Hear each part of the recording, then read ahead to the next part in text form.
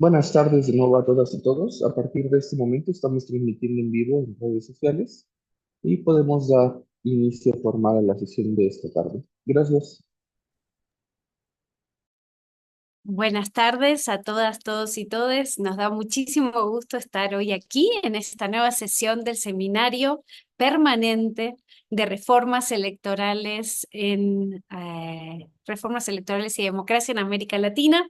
Como ustedes saben, una vez al mes, el primer lunes de cada mes, nos encontramos la comunidad vinculada al Observatorio de Reformas Políticas para discutir un paper, para discutir un avance de una investigación, una reflexión.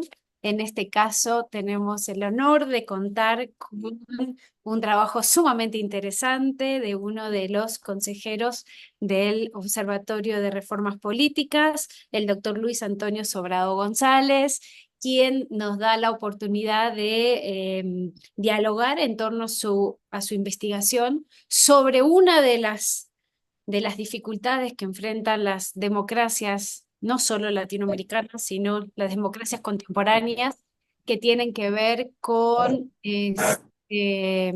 la desinformación en los procesos electorales. Y tenemos un paper que precisamente se titula La desinformación en los procesos electorales, respuesta punitivista o empoderamiento ciudadano.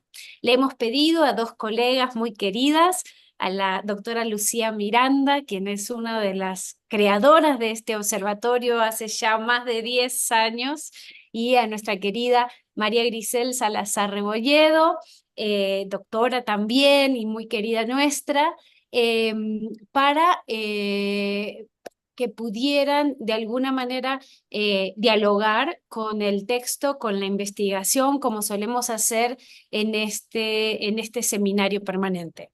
El seminario está siendo transmitido en este momento a través del canal de YouTube del Instituto de Investigaciones Jurídicas de la Universidad Nacional Autónoma de México, y ahí invitamos a todos y a todas a compartir en sus redes que estamos en esta sesión, y a quienes lo vean por el canal de YouTube también están invitados e invitadas a transmitirnos sus inquietudes,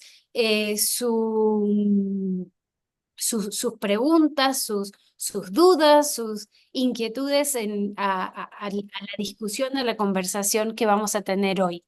Les cuento que la dinámica es la siguiente. Querido Luis Antonio, comienzas tú con una intervención que tú verás de 15 minutos aproximadamente, porque todos hemos tenido el documento con anticipación y la idea es que vengamos a la sesión con el documento leído y con preguntas e inquietudes.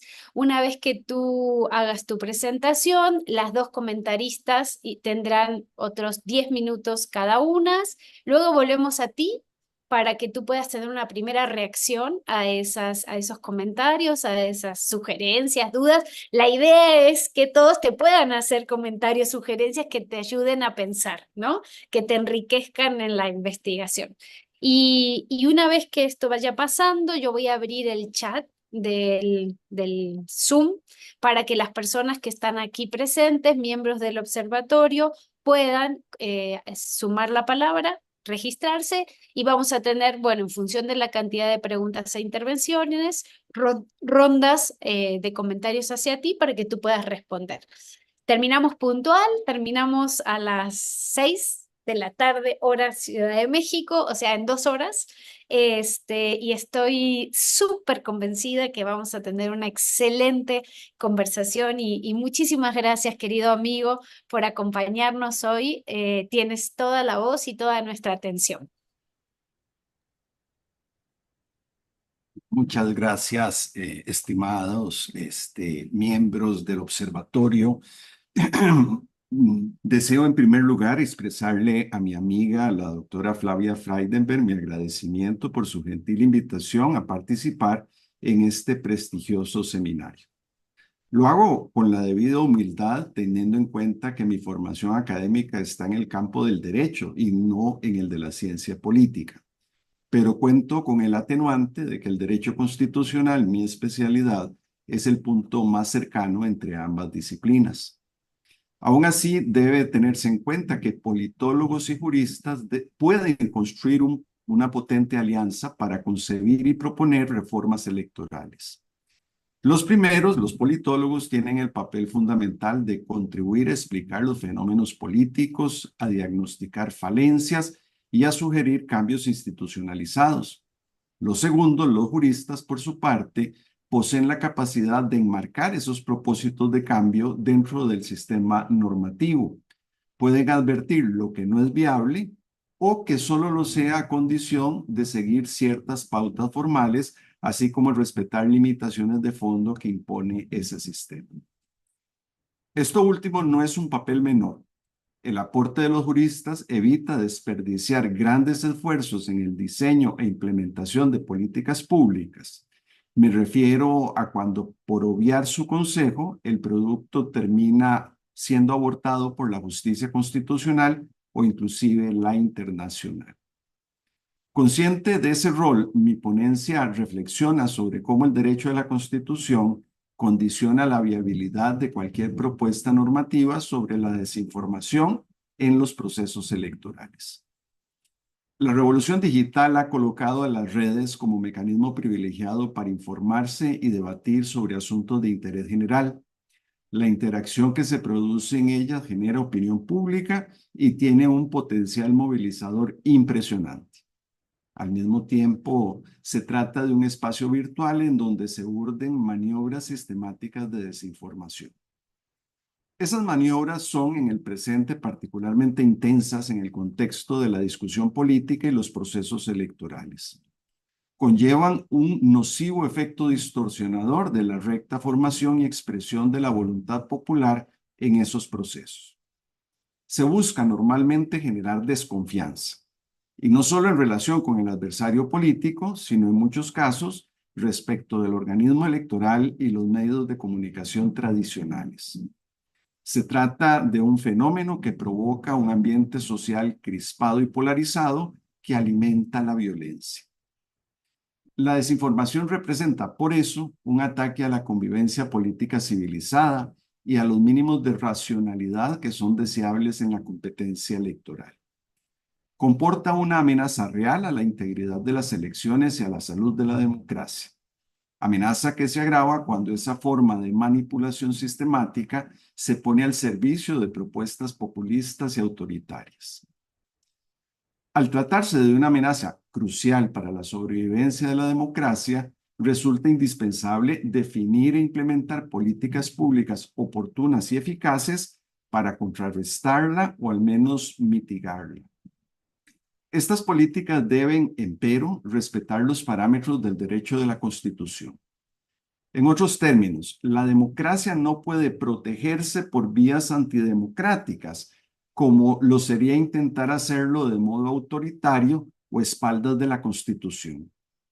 Al fin y al cabo, en ella se concreta históricamente el ideal democrático. Bajo esa premisa, el trabajo que hoy presento concluye sosteniendo que las medidas que se adopten deben privilegiar el empoderamiento ciudadano por encima de la respuesta punitiva.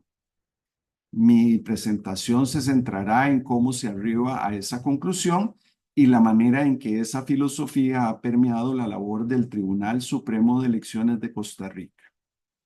En la ponencia escrita, disponible para todos online, como explicaba doña Flavia, se detalla la línea argumental que se utiliza al efecto. En democracia existen restricciones de forma y fondo para implementar una idea o proyecto político. Restricciones que nos obligan a resignarnos a que la democracia imponga ciertos mínimos de ineficiencia. Solo en gobiernos de corte autoritario o peor aún totalitario, el derecho no restringe la potencia política en la gestión de los asuntos públicos. En cambio, hace a la esencia de la democracia el ejercicio racionalizado del poder político. El origen comicial de los gobernantes es condición necesaria, aunque no suficiente, de la democracia. Esta, entre otros aspectos, solo es concebible si además va acompañado de una triple limitación al ejercicio de la autoridad. La primera de esas limitaciones es la temporal. Los gobernantes gozan de mandatos restringidos en el tiempo. La segunda, de naturaleza funcional, es la división de poderes, a la que se suma algún grado de descentralización administrativa. La tercera es material. Consiste en el indispensable respeto a los derechos fundamentales y la observancia de la Constitución en general como condición de validez de toda actuación pública. Condicionante que aplica incluso al legislador por la natural prevalencia del mandato directo del soberano, expresado en la Constitución, frente a los preceptos adoptados por la contingente representación popular. Tratándose de las funciones administrativa y jurisdiccional, la restricción material se amplía, en tanto su ejercicio legítimo también está supeditado al respeto del bloque de legalidad. La administración pública tiene una sujeción a esa normativa más intensa que la que es propia de los particulares. Estos últimos, en virtud del principio de libertad, se vinculan negativamente. Pueden hacer todo aquello que no les está prohibido. Y además, como indica la Constitución costarricense, las acciones privadas que no dañen la moral, el orden público o que no perjudiquen a terceros están fuera de la acción de la ley. La situación de los entes y órganos administrativos es distinta, en armonía con la consideración constitucional de los funcionarios como simples depositarios de la autoridad y que por ello no pueden arrogarse facultades que la ley no les concede. En virtud entonces del principio de legalidad, están vinculados al referido bloque de modo positivo. Solo pueden hacer aquello para lo que tengan previa habilitación normativa y sin desviarse del fin previsto por la norma habilitante. Norma habilitante que ha de ser de rango legal cuando establezca potestades de imperio o en tanto autorice penas, tributos u otras cargas similares. Naturalmente, también está reservada a la ley la regulación de las libertades y derechos fundamentales, regulación que además debe ser razonable y proporcionada para no sacrificar el contenido esencial de aquellos. Al revisar las normas relativas a las redes sociales, las medidas adoptadas por los organismos electorales y los debates académicos en esta materia, se constata que existen dos visiones sobre cómo enfrentar la amenaza que para las democracias y los procesos electorales supone el fenómeno de la desinformación por esas redes. Una pone el acento en el control y lo punitivo y la otra en la capacitación ciudadana. Quien les habla se alinea con la segunda, apuesta por el empoderamiento ciudadano. Por el primero de esos caminos, en realidad es poco lo que pueden hacer los organismos electorales sin vulnerar el derecho de la Constitución. Las manifestaciones individuales de opinión política están amparadas a la libertad de expresión y gozan de un nivel superior de protección. Por eso, y a la luz de la Convención Americana sobre Derechos Humanos, no pueden ser objeto de censura previa y solo quedan sujetas a medidas ulteriores. Medidas que han de estar previstas en norma de rango legal y resultar razonables en tanto necesarias y proporcionales para asegurar los derechos o la reputación de los demás o la protección de la seguridad, el orden público o la salud o la moral públicas. Además, esas medidas solo puede disponerlas una autoridad jurisdiccional y con plena observancia del debido proceso. Por eso afirmo con rotundidad que el organismo electoral carece de facultad alguna para intervenir ese tipo de mensajes en redes sociales, por más que resulten manifiestamente falsos y que contribuyan a la desinformación colectiva. De ahí que la mayoría de la propaganda desinformativa suele intentar camuflarse como opiniones individuales y así resultar intangible e impune. Cuando se trata de propaganda política, sea abierta o camuflada, sí hay en cambio un margen mucho mayor de acción contralora y punitiva. Una buena regulación legal sobre las facultades de la justicia electoral le permitiría su intervención para, por ejemplo, ordenar el retiro de contenidos de redes sociales y sancionar a los responsables, de publicaciones que propagandicen la guerra o inciten la violencia o el odio. La citada convención no solo autoriza, sino que obliga a combatirlas. Da, por otro lado, cobertura para ampliar el ámbito de la propaganda prohibida y de posibles medidas interventoras, en tanto la prohibición se oriente a la salvaguarda del orden público y la seguridad nacional. En el caso costarricense, como en muchos otros, la intervención a posteriori respecto de mensajes propagandísticos está constitucionalmente y legalmente también ampliada a otros supuestos. Puede acordarse cautelarmente o por resolución de fondo en el marco de procesos sancionatorios o en el caso tico con motivo de recursos de amparo electoral. Ahora bien, lo relevante ahora es determinar si la ley podría, sin lesionar el derecho de la Constitución, extender la capacidad interventora del organismo electoral frente a propaganda política de contenido o intención desinformadora, pero que no esté ligada a la apología de la guerra, a la incitación del odio o a la violencia ni a conductas delictivas. Estimo que no.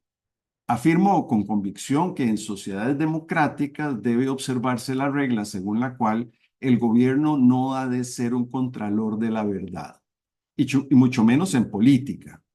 Cuando esa regla se inobserva, más allá de acciones judiciales en protección del honor y de las otras situaciones excepcionales mencionadas, tenemos más gobierno, pero menos democracia. La verdad es que la política siempre ha tenido alguna dosis de engaño y desinformación. Por regla de principio, no es tarea del organismo electoral desenmascararlo. Al fin y al cabo, en democracia, es solo un árbitro imparcial de la contienda política y no el policía de la verdad. El control público del discurso acaba siempre convirtiéndose en un control autoritario del pensamiento y de la pluralidad política. Y en determinados contextos, ese control suele instrumentalizarse para amordazar a la oposición política.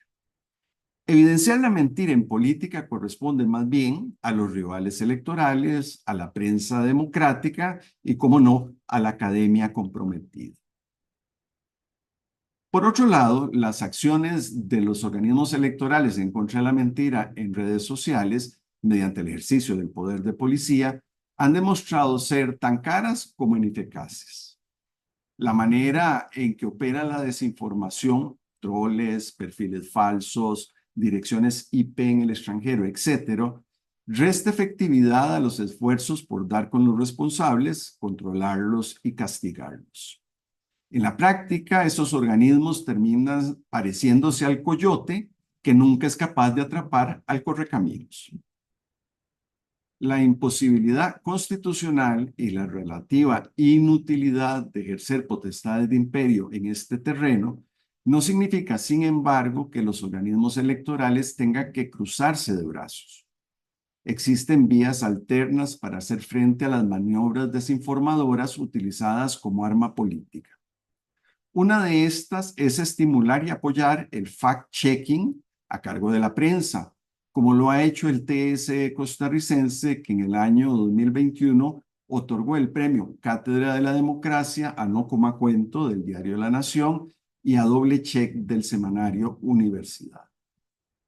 Este tribunal también ha explorado otra vía alterna, consistente en llegar a acuerdos con las firmas propietarias de las plataformas sociales, a fin de que promuevan un ambiente favorable a la verdad en la discusión y propaganda políticas que se desenvuelven en sus redes. Existe una tercera vía en la que también se ha involucrado el TSE y que considero la más importante. Se trata de darle herramientas al ciudadano para que se defienda eficazmente de la desinformación. Con una visión no paternalista, se busca alfabetizarlo digitalmente. Alfabetización que además la concibe el tribunal dentro del marco más general de la educación cívico-democrática. Así, la capacitación al ciudadano debe alentarlo a interactuar digitalmente con apego a valores democráticos de alta intensidad, como lo son el respeto por los demás, la tolerancia frente a lo diverso y la creencia en el valor del diálogo. Alfabetizar digitalmente es un modo potente de promocionar y defender la democracia. Esta parte de la premisa de que el pueblo, titular de la soberanía, es capaz de tomar decisiones inteligentes para su vida en sociedad, que puede elegir gobernantes solventes y atentos a sus necesidades y aspiraciones, así como intervenir con igual inteligencia en cualquier otro tipo de escenario participativo. Pero un paradigma de esa naturaleza supone un votante racional y un voto informado. Y esto no es nuevo. La verdad es que los esfuerzos de alfabetización en su acepción tradicional fueron cruciales en los siglos XIX y XX para concretar y profundizar la idea democrática que heredaron de las revoluciones de finales del XVIII. El adecuado afianzamiento del Estado constitucional y democrático de derecho requiere, como ha dicho alguien, que el ciudadano tenga un mínimo de educación política, que esté normalmente informado y que se sienta portador de la cosa pública. Postulados que demandan al menos la habilidad de leer y escribir, así como un régimen plural y accesible de medios de comunicación colectiva. Como decíamos antes, el acceso a la información política tiende ahora a trasladarse de los periódicos a las redes sociales, que suman presencia elección tras elección. Igual protagonismo han adquirido como vía para transmitir el mensaje político y socializar. Por tal motivo, en el siglo XXI no basta leer periódicos para ejercer adecuadamente nuestro oficio ciudadano y nuestro rol como electores. Es indispensable encontrarse digitalmente alfabetizado. Hace casi 3 años me alejé del TSE que tuve el honor de presidir a partir del 2007. Una de las cosas que recuerdo con más orgullo fue haber acogido e impulsado hacia el final de mi carrera electoral el proyecto de alfabetización digital, y en particular el curso Ciudadanía Digital Responsable que el tribunal lanzó y que la ciudadanía pudo aprovechar desde las elecciones de 2022. Su objetivo fundamental es, como su nombre lo indica, formar a las personas para ejercer una ciudadanía digital responsable en el entorno de las redes sociales. Se trata de un curso online gratuito y autoformativo. En su diseño se procuró hacerlo lo más comprensible y accesible posible para el común de las personas, por lo que se caracteriza por ser altamente intuitivo e interactivo, así como cargado de elementos visuales y de videos cortos. Los invito a que lo exploren. Aunque seamos realistas, un curso como este no es la panacea. Aún contando con canales de alfabetización digital e información suficiente y confiable, un pueblo puede hacer escogencias equivocadas. Al fin y al cabo, todo oficio se aprende cometiendo errores, y el de ciudadano también. Y se aprende más de los errores que de los aciertos. El consuelo es que la democracia obliga a la alternancia en el ejercicio del poder, porque no hay un mal gobierno que dure 100 años, ni cuerpo social que lo resista. Pero la alfabetización digital mitiga los riesgos de la manipulación despiadada en redes sociales, especialmente si el pueblo tiene algo de formación política y aprende a manejar sus frustraciones con madurez. Y no solo me refiero a las que derivan de nuestros propios dramas individuales, también a las lógicas frustraciones que permean el tejido social en realidades como las de Centroamérica, que permanece en el top de las sociedades más desiguales, inseguras y corruptas del mundo.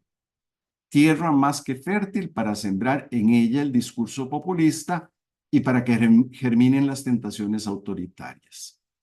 Muchísimas gracias por su atención el día de hoy y quedo desde luego atento a comentarios y preguntas. Muchísimas gracias, querido. Bueno, yo siempre te he dicho magistrado. Yo sé que ¿No? es ex magistrado, que te gusta más lo de profesor. Como siempre, muchas gracias por tu cátedra. Tenemos ahora la posibilidad de comentarios. Muchas gracias por atender el tiempo. Y si les parece bien, comenzamos con la doctora Lucía Miranda. Lucía, tienes la palabra.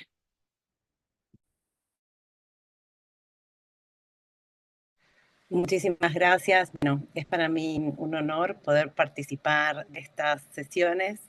Mi querida maestra me hizo un reconocimiento respecto a los inicios de este proyecto de reforma. Yo fui humildemente una asistente de investigación en esos meses, que estaba también haciendo su tesis doctoral. En todo caso, ha sido una experiencia maravillosa y me encanta poder seguir en conexión con reformas y poder participar de estas sesiones. Específicamente, doy gracias por poder con este trabajo del doctor Sobrado, que a su vez cuenta con una experiencia muy rica y que presentó acá un trabajo también muy interesante.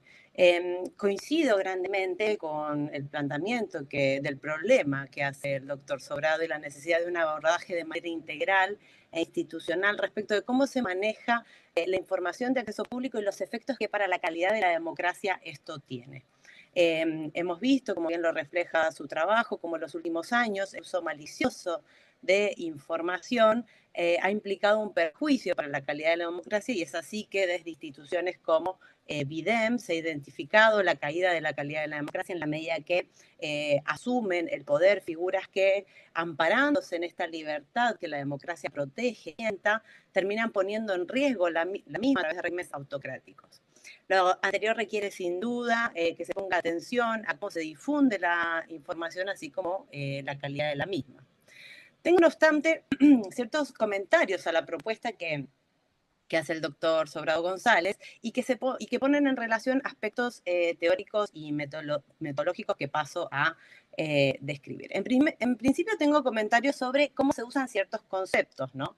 Se dice que Facebook es una aplicación y en realidad es una red social que tiene un servicio de mensajería, pero es como red social que cumple su función de difusión de ideas, como el doctor Sobrado muy bien lo dice, permite que cualquier hijo, hija de vecino, de vecina pueda transmitir sus ideas.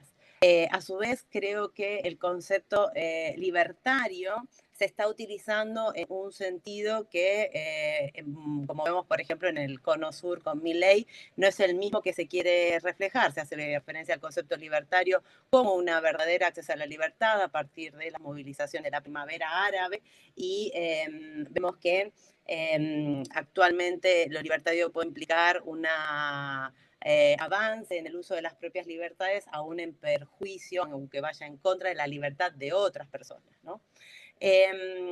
Como servicios de mensajería que a veces puede ocuparse el Messenger de Facebook, también funciona Instagram, Twitter o TikTok, donde efectivamente se pueden transmitir ideas, pero donde es, por ejemplo, por eso me importa la distinción entre apps y redes sociales, ¿no? Por ejemplo, vimos que WhatsApp, que es una app, una aplicación, a través de la que se transmite información, y esta puede ser activamente unidireccional, durante la campaña de Bolsonaro se aprovechó para distribuir de manera amplia fake news, y se establecieron hasta mecanismos de seguimiento para saber cuánto habían sido reenviados esos mensajes, y a partir de ahí generar una alarma entre quien lo recibía para poder poner en duda su veracidad, ¿no? Y si bien es importante aterrizar el abordaje metodológico, y el doctor Sobrado al principio, bueno, dijo un poquito desde qué corrientes teóricas o disciplinas se posicionaban, creo que el artículo en su estado actual no termina de tomar forma entre una revisión de marcos legales, una propuesta de política pública o un análisis desde la ciencia política o la sociología política que nos permita establecer un escenario, ¿no? O sea, yo creo que en términos de, desde una perspectiva politológica o de la sociología política, hace falta, yo eché en falta un posicionamiento del caso costarricense en perspectiva comparada a través de resultados como, por ejemplo, datos de encuestas regionales que nos permitan entender en qué estado está y cómo ha evolucionado el uso malintencionado de información y de las redes sociales en contextos electorales o en el ejercicio de la ciudadanía política. En términos legales, falta el posicionamiento en el marco de la firma y ratificación de tratados internacionales. Recordemos que la Carta Iberoamericana de Derechos Humanos, corríjame, doctor, usted es más experto en este sentido, firmada y ratificada por Costa Rica, asume que la ciudadanía debe tener derecho y acceso a una información veraz, ¿no? Y que tampoco se considera libertad de expresión cuando las declaraciones son utilizadas en pos de comentarios que estigmatizan, discriminan o persiguen partes de la población. Bueno, de hecho, muy bien describe cómo la Constitución y la normativa de Costa Rica va en una línea de la Carta Iberoamericana de Derechos Humanos y que en el fondo cuando no se están protegiendo esos derechos se está incurriendo en un perjuicio de la calidad de la democracia. Y ahí es cuando vienen los aportes o las sugerencias para una política pública. Usted menciona que durante su gestión tuvo el privilegio de poder observar propuestas de reforma en esta línea que no obstante no llegaron a puerto firme. Si bien coincidimos en que ese avance es necesario, es decir, una política pública en este sentido, no me termina de quedar claro qué es lo que no permitió ese avance. Fue quizás un exceso de confianza en que la democracia podría poner los embates que las fake news pudieran significar. Quizás faltó en verdad una voluntad política de ir y en contra de la desinformación, porque quizás ciertos grupos podían verse en el intertanto beneficiados. Coincido, como usted bien decía ahora en la presentación, que se hace necesario un abordaje carente de paternalismos y disiento ahí en este sentido cuando afirma que la ciudadanía fue engañada cuando se refiere a Google Analytics en el marco de las elecciones de 2016 que llevaron Trump al poder o que dieron como resultados la salida de UK de la Unión Europea. Es decir, coincido plenamente en que la educación es el camino, como propone en sus conclusiones, y creo que su conocimiento y su experiencia significan un bagaje suficientemente rico como para hacer un aporte en ese sentido. Lo que pongo en duda es que sea una debilidad en la alfabetización digital y que sea eso lo que haya que educar, sino el refuerzo en una educación cívica que han ido en debacle. Y cómo podemos pensar en proyectos, en políticas públicas, en reformas que permitan avanzar en este sentido. No olvidemos que si miramos los resultados de encuestas comparadas como las que presenta a nivel comparado de la región, como las que presenta la POP o Latinobarómetro, los niveles de apoyo a la democracia son más bajos a medida que se encuesta a poblaciones más jóvenes. Es decir, boomers, generación X, tienen un nivel de apoyo a la democracia mucho mayor que millennials o Gen Z, que justamente son quienes tienen un nivel de alfabetización digital y que supuestamente podrían saber con antelación si están cayendo en un engaño con mucho más claridad. Entonces lo que vemos es que lo que ha habido es un dar por sentada la democracia, una pérdida de solidez en la formación y reproducción de valores cívico-democráticos férreos.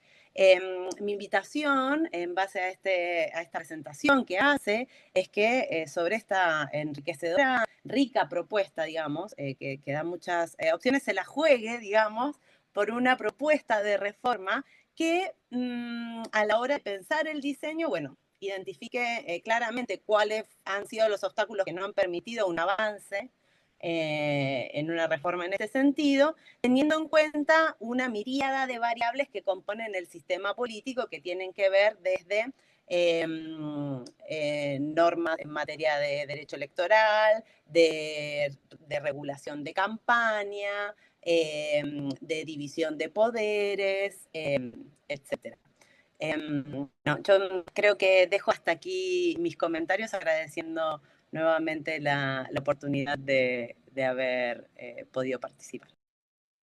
Muchísimas gracias, querida Lucía. Y entonces ahora le damos la palabra a la doctora María Grisel Salazar Rebolledo, de la Universidad Iberoamericana, ¿no? Sí, Sí. así es. Muchas gracias, querida Flavia. De verdad es un gusto para mí estar aquí en este seminario mensual. Me da muchísimo gusto acompañarles, ver algunas caras conocidas y también conocer en primera mano el trabajo del doctor Sobrado. Así que es para mí de verdad un privilegio estar con ustedes esta tarde.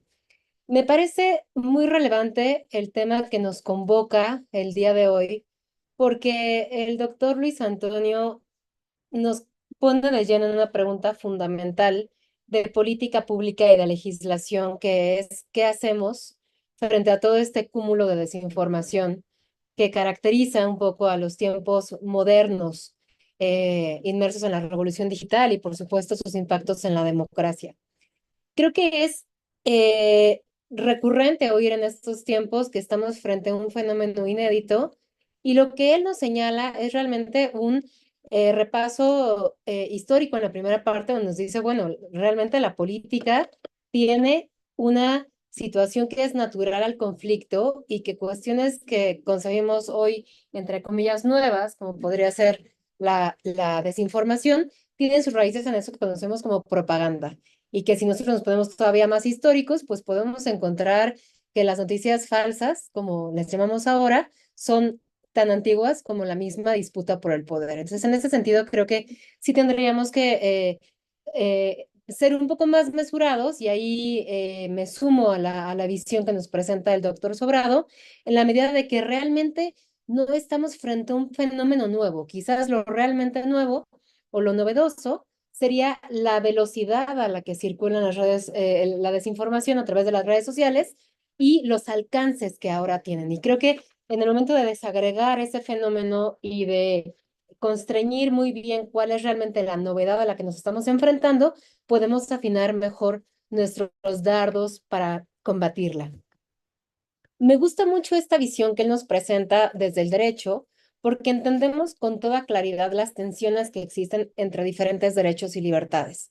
Me parece muy relevante esta cuestión de hasta dónde regular todo este entorno de desinformación implica atravesar y empezar a sobreponerse a otros derechos como la libertad de expresión. Y creo que ese es el meollo del asunto, y que además no es difícil, perdón, no es fácil resolver, porque es un equilibrio muy delicado al que quizás nunca encontremos la receta para llegar.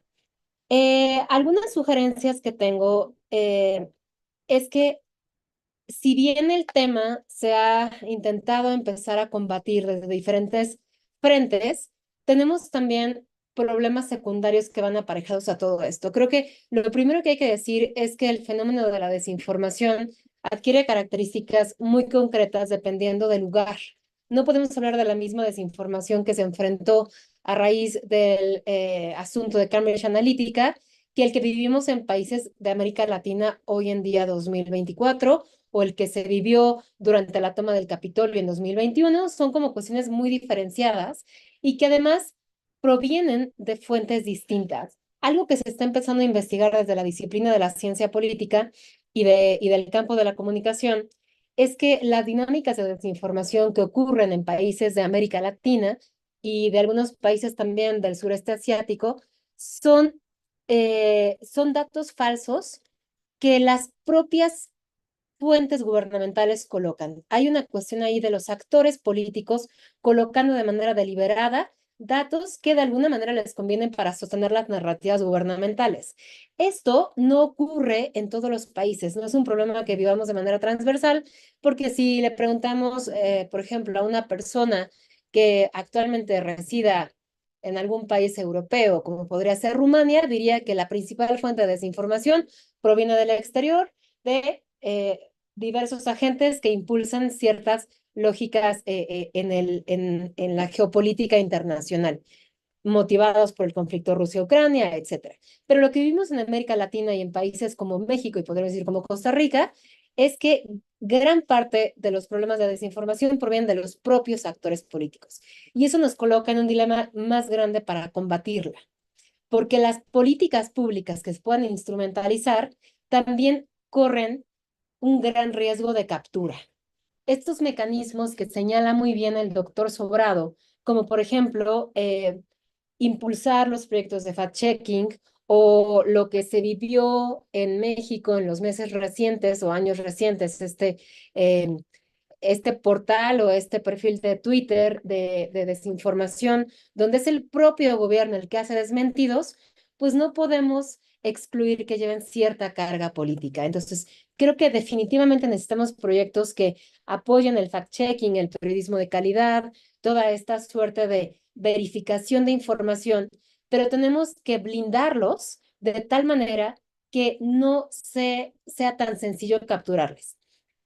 Una cuestión interesante también cuando hablamos de fact-checking, y esto está documentado para Estados Unidos en el año 2017, es que para una investigación que salió en Nature en 2018, usando datos de 2006 a 2017 en Twitter, encontramos que las noticias falsas suelen alcanzar entre 1,000 y 10,000 y 100,000 personas, mientras que las verificaciones de datos, es decir, los esfuerzos de fact-checking, solamente llegan a un máximo de 1,000 personas. Entonces ahí hay un tema muy retador en el sentido de que podemos tener muchas iniciativas de verificación de información, pero sus alcances son muy limitados en contraste con el alcance que tienen las noticias falsas. Y esto es muy dramático en la medida en la que la verificación de datos es algo que cuesta. Las redacciones que están emprendiendo esfuerzos de fact-checking tienen que dedicar recursos humanos, recursos temporales y, por supuesto, recursos económicos a verificar información que no necesariamente va a alcanzar a las personas que ya quedaron desinformadas, ¿no? La proporción es muy menor. Entonces, en ese sentido, hay algo muy retador. Otro reto que también encuentro y que sería muy importante abordar en cualquier esfuerzo de política pública que nos propongamos armar en contra de la desinformación es qué hacemos con los ataques crecientes a periodistas, ¿no? Enlazándolo con esto que acabo de mencionar. Podemos tener a las mejores redacciones con los departamentos de verificación de datos más potentes, pero si continuamos en un contexto en el que se deslegitima al periodismo crítico y al periodismo de investigación, es muy poco lo que podemos hacer socialmente, porque todas las encuestas están de acuerdo en que socialmente estamos perdiendo la confianza en el periodismo y cada vez menos estamos dándole al periodismo el valor social y democrático que tiene. Y ahí estamos frente a un conflicto muy profundo en el que hay un clima de ataques cruzados contra periodistas que están haciendo su labor, y esto pues prácticamente ningún país de América Latina está libre de ello. Por supuesto, México encabeza la situación más grave, pero diversas encuestas que se están emprendiendo en estos tiempos en América Latina muestran que prácticamente todos los países están inmersos en este clima tóxico de desestimación del periodismo crítico.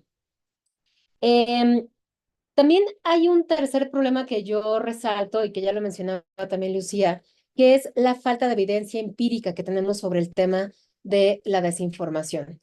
Es caro hacer proyectos en este sentido, pero si no los emprendemos, nos quedamos solamente con estos esbozos de cómo se está moviendo el tema y entonces no podemos atacarlos de manera pues más precisa con los esfuerzos ya sea de alfabetización digital o de verificación de datos o de capacitación periodística, porque no conocemos realmente a qué nos estamos enfrentando, cuáles son los efectos de la desinformación, cuáles son las capas de la población que quedan más vulnerables a esta información imprecisa o incorrecta, cuáles son los momentos en los que se despliegan más mensajes desinformados. Entonces, realmente estamos frente a, digamos, dando palazos en la oscuridad o a ciegas, porque no sabemos todavía bien a bien, empíricamente, con datos, con encuestas, con investigación académica, con proyectos experimentales, cuáles son los factores que llevan a las personas a ser más vulnerables frente a la desinformación. Y creo que ahí sí hay una llamada de atención para hacer proyectos conjuntos desde la academia, pero también desde las instituciones públicas y también desde organizaciones no gubernamentales, para tener proyectos plurales que nos ayuden a mapear realmente frente a qué estamos. Si no nos quedamos en algo pues bastante anecdótico que pues abona estas visiones un poco más alarmistas de que la desinformación es un monstruo de 1000 cabezas que no se puede combatir, cuando realmente sabemos, como mencionaba Lucía, que hay algunos sectores que están más vulnerables que otros en términos de edad o de nivel socioeconómico o de ubicación geográfica o incluso de preferencia política, que eso en algunos países del norte global sí está un poco mejor documentado. Bueno, yo definitivamente también coincido con el doctor Sobrado en que la alfabetización mediática y digital es una de las salidas para este problema y incorporarlo de manera seria, digamos. Yo me he topado con varios cursos que se emprenden con la mejor de las voluntades desde diversas organizaciones públicas, privadas o no gubernamentales, pero no hay un esfuerzo desde las políticas educativas para incorporar en los planes de estudios planes de alfabetización digital. Y esto tiene que venir desde que las personas aprendemos a leer y escribir, cómo distinguir información precisa o confiable de la que no lo es, cuáles son las particularidades de enfrentarse a una noticia en redes digitales. Digamos, en la escuela pública nunca nos enseñan a leer un periódico, mucho menos aún a enfrentarnos a todo el cúmulo de información que ahora tenemos en toda la multiplicidad de fuentes digitales. Así que esa creo que es un esfuerzo y una tarea que está muy pendiente en todos los proyectos de educación pública y en los planes de estudios que definitivamente tenemos que empezar a reconsiderar. Pues creo que yo dejaría hasta aquí esta intervención, subrayando sobre todo los desafíos que tenemos y una vez más agradecer al doctor Sobrado por darme la oportunidad de conocer su trabajo. Muchas gracias. Muchísimas gracias, querida Grisel. Creo que tenemos un panorama sumamente interesante, ya sea tanto desde la desinformación, el efecto sobre la democracia, como desde cómo atajarla y las políticas públicas necesarias. Yo creo que la discusión está servida. Querida Luis Antonio, tienes una primera posibilidad de reacción mientras los miembros y las personas participantes, ya sea en YouTube o los que están aquí en la sala de Zoom, se van a ir registrando y en el orden de palabras. Ya tenemos personas apuntadas. Tienes la voz, querido amigo. Agradezco profundamente a Lucía y María el trabajo que se han tomado de leer la ponencia mía y así como plantear reflexiones y aspectos de mejoría que sin duda tiene el trabajo. Por ejemplo, la corrección terminológica que proponía Lucía es inevitable, es necesaria,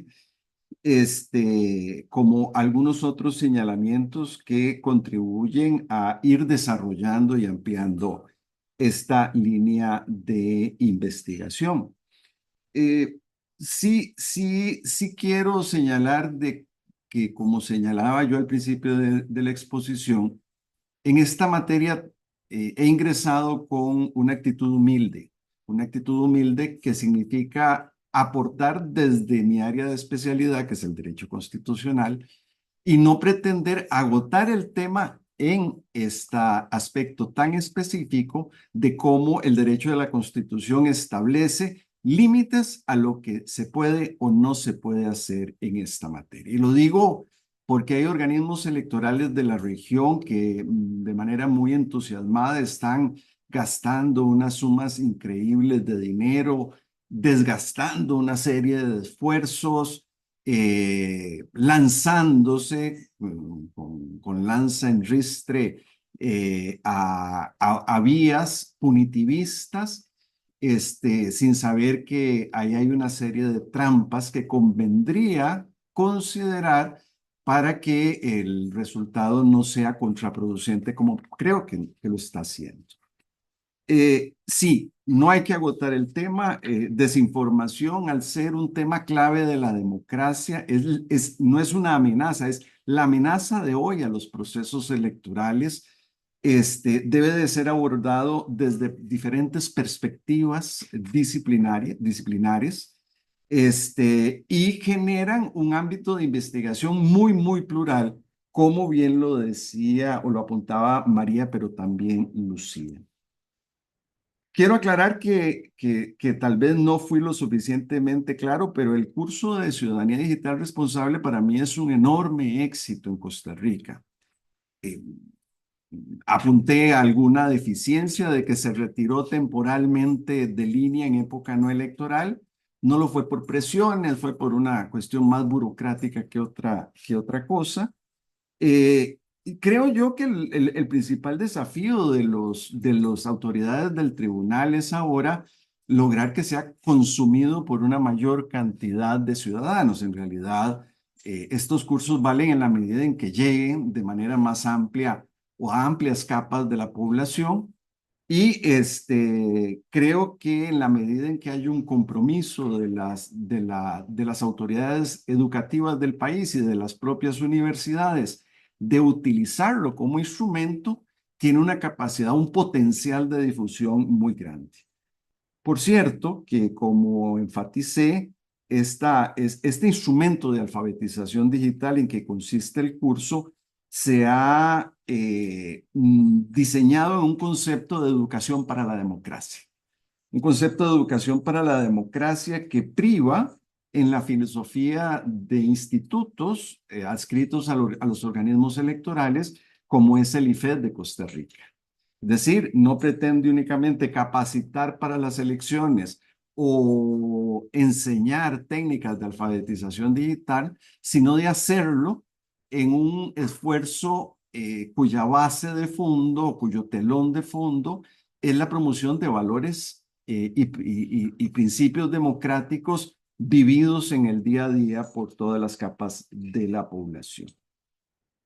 También quisiera, digamos, plantear algo que no lo decía en mi exposición, pero que sí lo creo, es que cuando hablo de privilegiar el empoderamiento ciudadano a través de estas vías alternas que señalaba, no significa que no exista un espacio para la regulación, el control y la sanción. Pero ese espacio tiene que aprovecharse respetando los linderos que marca el derecho a la Constitución e instrumentos internacionales como la Convención Americana sobre Derechos Humanos. Muy interesante por la manera en que María desgrana algunos interrogantes y desafíos en materia de fact-checking y de desinformación.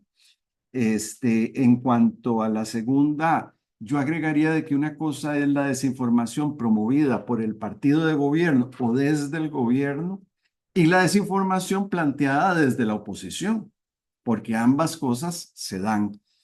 Tendemos más a ver la desinformación desde el poder, pero también hay desinformación planteada de los que quieren plantearse como alternativa de poder. Y el abordaje de una cosa y otra son muy diferentes. Y para ser eficaces hay que tomar en cuenta ese tipo de variantes. También creo que en materia de chequeo de los hechos o chequeo de la verdad, la diversidad es clave. Es decir, es tener varios programas que además estén respaldados por organizaciones públicas o privadas creíbles. Es una manera también de arrojar mayor valor a estos esfuerzos por desenmascarar la mentira en la política. Y sí, insisto, mentira y desinformación siempre han existido. Lo que sucede es que las redes sociales le dan una potencia y un alcance que quizás no tenían en el pasado. Sí, el tema de la deslegitimación de la prensa crítica, de la prensa seria, es realmente un poder en países como México. Los están matando, ¿verdad? Los periodistas críticos, no solo en México, sino en varios países de América Latina, los están asesinando y eso genera problemas de autocensura del propio periodista por razones de preservación de su vida. Pero también llama la atención cuando hay una deslegitimación abierta desde el poder. El recurso que se hace desde el gobierno de Costa Rica, calificando a la prensa crítica como prensa canalla, la manera en que se ha popularizado ese término, es un buen ejemplo de un ataque que no es homicidio, pero que es pernicioso y es malicioso en perjuicio de la libertad de difundir información y de lo que hace la prensa.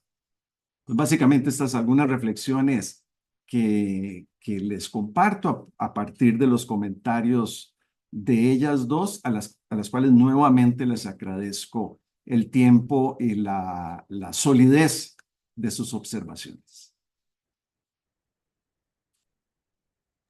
Muchísimas gracias a los tres. Ha sido muy interesante escucharles y aprenderles sobre todo. Luis Antonio Betilde estaba conectada, te dejó saludos, se tuvo que retirar. Betica Muñoz Pogosian, te mando muchos cariños. Entonces abrimos la ronda de intervenciones. Tengo apuntadas 2 personas, invito a las y los demás también a apuntarse. Mientras tanto, le doy la voz a mi querida amiga, la doctora María Marval. Muchísimas gracias, Fla. Como siempre, es un placer estar en este seminario. Disfruté inmensamente no solo el texto de Luis Antonio Sobrado y desde luego también los comentarios de Lucía y de María. Como muchos de ustedes saben que me han escuchado en otras ocasiones, es un tema que a mí me interesa mucho, al que le he dedicado ganas de pensar. Y tengo varios comentarios partiendo de la base de que lo disfruté muchísimo, que me parece un texto muy didáctico desde alguien que es un sólido constitucionalista, pero que nos trata de explicar, y lo logra, no nada más nos trata de explicar, no en abogañol, sino en un lenguaje que es comprensible para quienes conocemos algo de derecho, pero no somos abogados. Creo que claramente es un trabajo interdisciplinario en donde se utiliza todo el conocimiento del derecho, de la ciencia política, y creo que hay que traer también a colación, a lo mejor un poco más abiertamente, y creo que parte de los comentarios de María iban por allí, a las ciencias de la comunicación. Creo que entre las tres hay que hacer un tripié que le daría mucho mayor solidez a un excelente trabajo. Coincido en que el problema no es tanto el desarrollo de la ciudadanía digital, sino la necesidad del desarrollo de la ciudadanía política y del pensamiento crítico. No solo para leer el periodismo crítico. Creo que el desarrollo de las redes, el desarrollo de informarnos, y hablo en plural porque aún personas de mi edad también nos estamos informando a través de redes, nos ha llevado a aguantar noticias muy cortitas, tamaños de Twitter, donde creemos que ya entendimos el problema y donde validamos todo lo que leemos. Y creo que sí estamos generando un problema. Mi experiencia como maestra de chicos de licenciatura es que cada vez les cuesta más leer textos largos. Están estudiando ciencias de la comunicación y de dejarles un texto de 20 cuartillas es prácticamente castigarlos, y casi lo mandan a uno a la Comisión de Derechos Humanos porque los está uno torturando.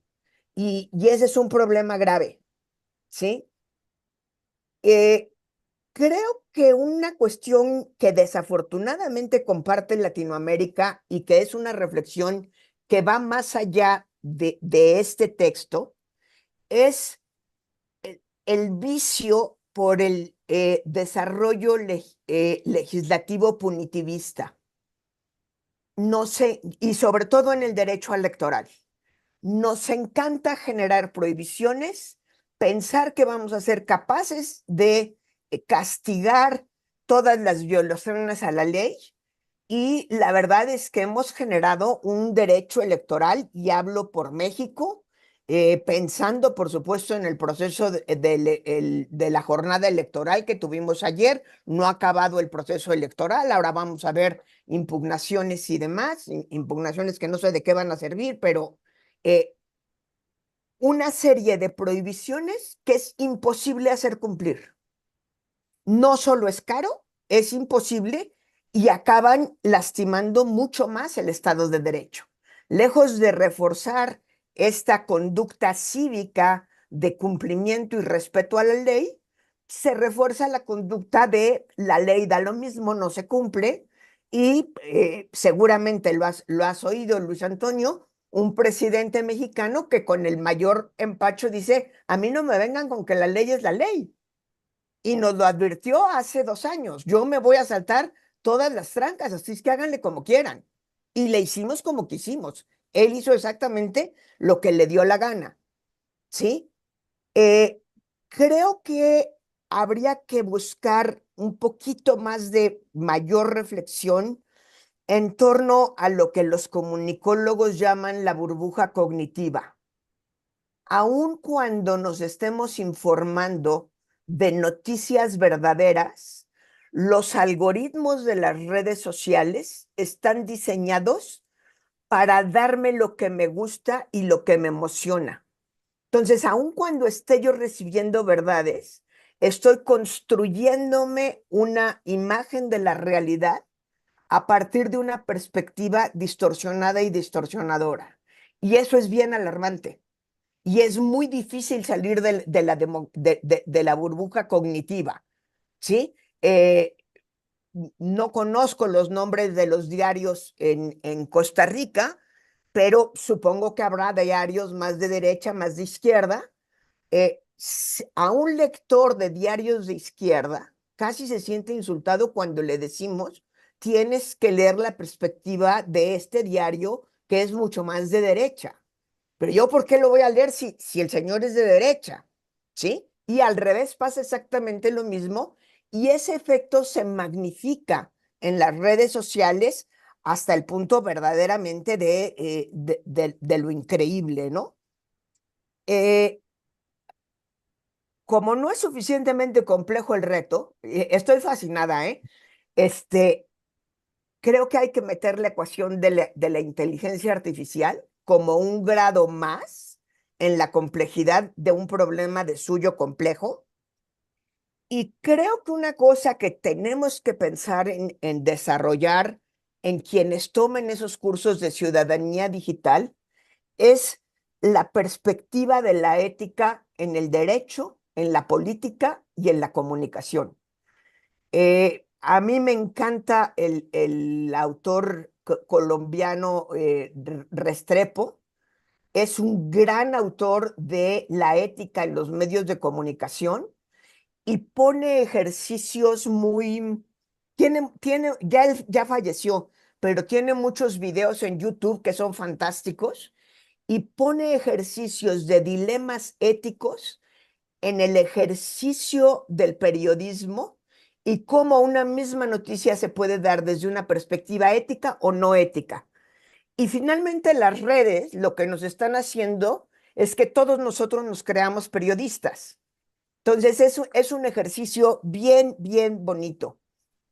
La última complejidad que a mí me parece fascinante es la reflexión sobre el papel de las compañías proveedoras de redes sociales como posibles censores. Es decir, ya no solo es el Estado el que tiene la capacidad de censurar, también son las redes sociales las que tienen la capacidad de censurar. Y de hecho lo hacen. A lo mejor muchos aplaudimos que le cerraran la cuenta a Trump el 6 de enero del 2020, pero fue una censura y hay que entenderla como tal y hay que problematizarla para darnos cuenta que, como cualquier dilema ético, nunca hay una solución sencilla y siempre hay pros y contras. Disfruté muchísimo la lectura, aprendí muchísimo. Muchísimas gracias, Luis Antonio. Muchas gracias, querida María. Nosotros aprendimos de ti. Así que muchísimas gracias, como siempre. Tengo apuntado a Víctor de la Torre. Víctor, tienes la palabra. Muchas gracias, doctora. Bueno, más que nada, buenas tardes, espero que se encuentren muy bien. Igualmente, quisiera compartir mis agradecimientos por parte del doctor Sobrado, que fue un paper muy interesante en donde he aprendido mucho sobre el tema de la desinformación, que también es un tema de mucha coyuntura. Y bueno, y hablando sobre la desinformación, pues tenemos un claro ejemplo, lo que pasó ayer, ¿no? Que no pasó ni una hora y ya todos los candidatos ya estaban festejando y dando, pues, fake news, ¿no? En el sentido, pues, es como el panorama, ¿no? Que nos está englobando todos los países en América Latina, precisamente, que es, bueno, lo que estamos estudiando. Entonces, mi pregunta va enfocada hacia la alfabetización digital que están llevando en Costa Rica, ¿no? Eh, ¿Qué tipo de público va dirigido esta plataforma? Ya que si va, bueno, no sé si va enfocado a un público joven, público adulto, o o no sé cómo sea la situación en Costa Rica. Y pues nada, y bueno, la otra pregunta es, como ya había mencionado, sobre la desinformación que esto genera, violencia política y discursos populistas. En Costa Rica, ¿ve algo así como generación de líderes populistas más adelante? Y ya, muchas gracias. ¿Más adelante o ahora mismo? O ahora mismo. Este, Luis Antonio, Carolina Ovares, que seguramente recuerdas, Carolina Ovares Sánchez, que es costarricense, estuvo aquí recién en la sesión, es miembro también del observatorio desde la UCR y no puede, se tuvo que ir por otro compromiso, pero dejó dos consultas específicas que son muy interesantes y te las voy a leer. Dice que fue una excelente exposición la tuya y que agradece al observatorio, pero bueno, que se tiene que retirar. La primera consulta es: ¿cómo evalúas el abordaje del Tribunal Electoral Supremo brasileño para combatir e incluso sancionar la desinformación durante los procesos electorales? ¿Y consideras que hay países como Costa Rica que podrían implementar con sus variaciones del contexto dichas formas incluso punitivas para combatir la desinformación? Y dicho esto, tengo una tercera, ya sería, sí, una cuarta intervención de Facundo Galván. Facundo, desde Buenos Aires, bienvenido, tienes la palabra, querido amigo. Hola, ¿cómo están? Bueno, aquí ya buenas noches, Buenas noches. así que sí, aquí está oscuro, ya es de noche aquí en Buenos Aires. Primero que nada, agradecer al observatorio por este seminario permanente que tanto nos enriquece y la verdad que al doctor Sobrado, porque me parece que la desinformación, junto con algunos tópicos como la inteligencia artificial, son los temas que se vienen, son los temas que los organismos electorales y los procesos electorales tienen que atender y aún no se está adecuadamente Ya me preparado desconecté de para, Twitter, ¿eh? para poder dar cuenta de estas situaciones. Eh, Coincido con algunos de los comentarios que se hicieron, pero entiendo también que es un tema que tiene bastante de exploratorio, o sea, no es un tema fácil de abordar. La verdad que lo felicito por el esfuerzo que ha hecho al doctor Sobrado por tratar de comenzar, ¿no? a construir sobre nada. Los que dirigimos tesis hace muchos años sabemos que los temas exploratorios son los más difíciles, es donde hay que construir el universo de las unidades de análisis, no hay tanto. Si bien ya se ha escrito, han empezado a haber papers publicados, inclusive en journals con referato, todavía es una temática muy novedosa, ¿no? Entonces, en ese sentido, la verdad que doble mérito. Eh, en parte también coincido con algunos de los comentarios que hacían recién respecto de que una de las claves que hay en el tema de la desinformación es el desafío del chequeo de la información, ¿no? Del fact-checking de las noticias falsas.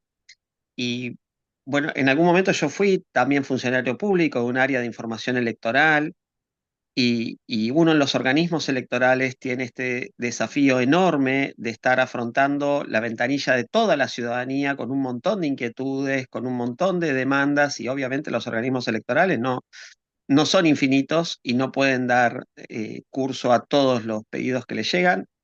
Me acuerdo que en época electoral en la DINE llegaban cerca de 1.600 consultas por hora, o sea, era muy difícil dar abasto con todas las... Se trataba de responder todo y de hecho se terminaba respondiendo, pero no con la inmediatez que uno hubiera querido. Pero también pensaba en el tema del fact-checking en general, siendo una de las situaciones que más ha generado inquietudes, me parece que ha despertado inquietudes a raíz de este paper que presentaba recién el doctor, y lo trataba de bajar a la realidad. A mis padres, por ejemplo, los dos adultos mayores, les llegan un montón de WhatsApp, llegan un montón de noticias con videos claramente falsos respecto de los candidatos, respecto de plataformas falsas, de cosas que no proponen los candidatos, pero que se terminan generando en sus propios grupos sociales, en sus grupos de pares y demás. Y es verdad que aquí en Argentina hay portales de fact-checking similares a los que comentaba en el caso de Costa Rica, pero la verdad es que los portales no se manejan por demanda espontánea. No es que dice, bueno, a ver, este candidato a intendente de Morón de verdad tiene esta empresa oculta en las Islas Bahamas o sea, no, en general se focaliza en algunas noticias generales, los portales de los organismos electorales también suelen focalizarse en alguna noticia falsa que cobre notoriedad, apenas dan abasto a veces de cubrirse de las noticias falsas respecto al proceso de administración electoral. Todos los procesos electorales en Argentina se corre una noticia falsa de que van a ampliar el proceso del horario de votación.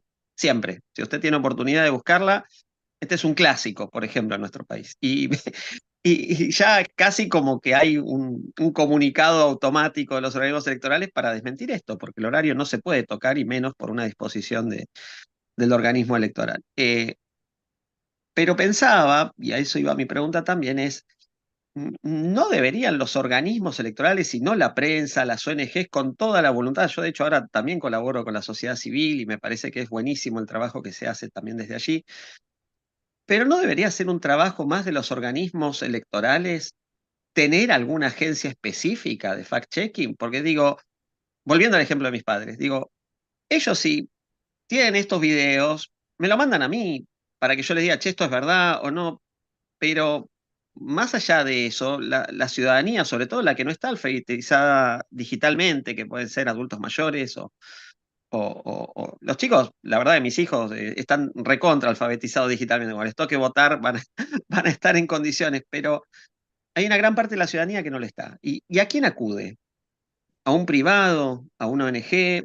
¿A quién le reenvía ese video para ver si...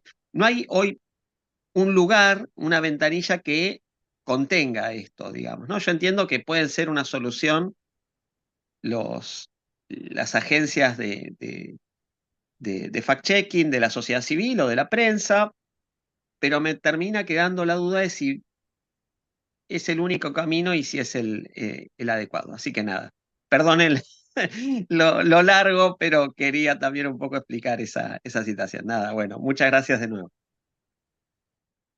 Muchísimas gracias, Facu. Y tengo apuntada a la doctora Carolina. Caro, tienes la voz. Muchísimas gracias. Pues hola, buenas tardes a todas, todos, todes. Yo igual, como decía María, disfruté mucho la lectura y el diálogo que hasta el momento han sostenido. Creo que esos temas son de los más relevantes que tenemos que estar enfrentando, que tenemos que estar comentando. Trataré de ser breve para que nuestro imponente invitado, Luis Antonio, tenga chance de contestar a todo eso. Y, a ver, yo comparto esa postura que está muy escéptica en cuanto a la regulación, ¿no? Y las posibilidades de regulación por muchas razones, ¿no? Desde que la beta liberal pues hace pensar las regulaciones, las prohibiciones con sospecha, pero también en términos de la simple practicidad, ¿no? O sea, de cómo cachamos, cómo perseguimos, quién decide, cómo decide y todas las posibles desviaciones en camino que se pueden generar a partir justamente de este tipo de regulaciones. Pero lo que quería cuestionar o preguntar más bien con una reflexión más es sobre esa idea de la educación cívica, ¿no? Porque la verdad ya llevamos mucho rato hablando de que habría que alfabetizar digitalmente, pero también fortalecer a nuestra ciudadanía en términos de las capacidades, conocimientos sobre la democracia, sobre qué significa, la importancia de los valores de las instituciones, de como ese entendimiento básico, ¿no? Y pues los resultados electorales de América Latina y otras latitudes nos dicen que no nos está funcionando esto, o sea, no solo no logramos necesariamente alfabetizar digitalmente. Yo creo que luego lo vemos quienes damos clases en las universidades, que todas esas ideas de antes, de que, ay, los chicos que crecen con la tecnología, nacieron, ya tienen celular en las manos, ellos van a saber moverse en este mundo, o sea, no es así. Creo que nuestras generaciones lo hemos aprendido, digamos, ya en un momento adulto, pero hasta donde yo puedo ver, logramos hacerlo de manera mucho más eficiente, ¿no? Porque además somos como más autónomos en la resolución de nuestras necesidades digitales que muchos de las generaciones jóvenes que estamos observando. Entonces, pues no nos está funcionando ni uno ni otro, ¿no? O sea, no hemos logrado hasta el momento ni mejorar ese aprendizaje democrático, ni realmente bueno, enseñar esa alfabetización digital. Y eso todavía me llega otra preocupación que la hemos visto en muchos lados, incluyendo nuestro escenario mexicano, que es todas esas ideas de buscar, enseñar a la gente, contrastar la información, buscar la información, no necesariamente la preparan a cuando la fuente de la desinformación, cuando la fuente de la mentira es la fuente que se supone que tendrá que estar diciendo la verdad. Y estoy pensando aquí en todos esos ejercicios donde quien miente es el gobierno o los políticos o los liderazgos políticos, ¿no? Que tienen otros datos, que esconden unos, sacan unas interpretaciones que están alejados de la realidad, pues para pues, llevar obviamente el agua a su molino, a su causa, pero que están realmente manipulando y tergiversando la verdad, ¿no? ¿Cómo preparamos? Y si la preparación es suficiente en ese escenario donde no solo hay como esos actores malos muy fácilmente identificables, ¿no? Contra los cuales tendríamos que inocular la ciudadanía, no sé, pues las redes sociales, ese debate, las agresiones y demás. Pero ¿qué pasa cuando las fuentes que deben ser confiables no lo son, ¿no? Y también ya hay de esas fuentes, inclusive en periodismo, cuando, por ejemplo, ese caso no recuerdo bien el apellido, pero era creo que Klaus, de Spiegel en Alemania hace algunos años, que inventaba todos los reportajes donde había con quien hablaba y pues recibió premios diversos nacionales e internacionales, ¿no? Y Der Spiegel se tardó años en darse cuenta.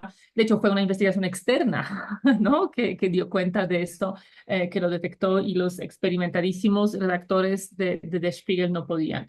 O sea, como estoy pensando en esos escenarios quizá un poco más extremos, pero pues en este sexenio no han sido extremos en México, ¿no? Entonces hay una pregunta un poco parroquial, pero me gustaría muchísimo conocer tu opinión sobre eso, Luis Antonio. Y de verdad, felicidades y muchísimas gracias por compartir con nosotros de esas ponencias que valen la pena estas tardes primeras de cada mes, los lunes primeros de cada mes, que nos reunamos para escuchar, discutir y aprender. Muchas gracias. Muchas gracias, querida Caro.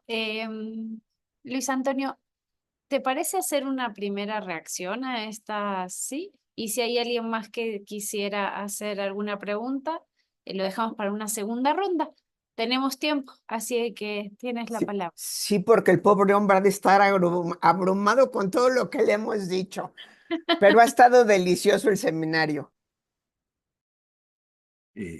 Bueno, muchísimas gracias por las preguntas y comentarios.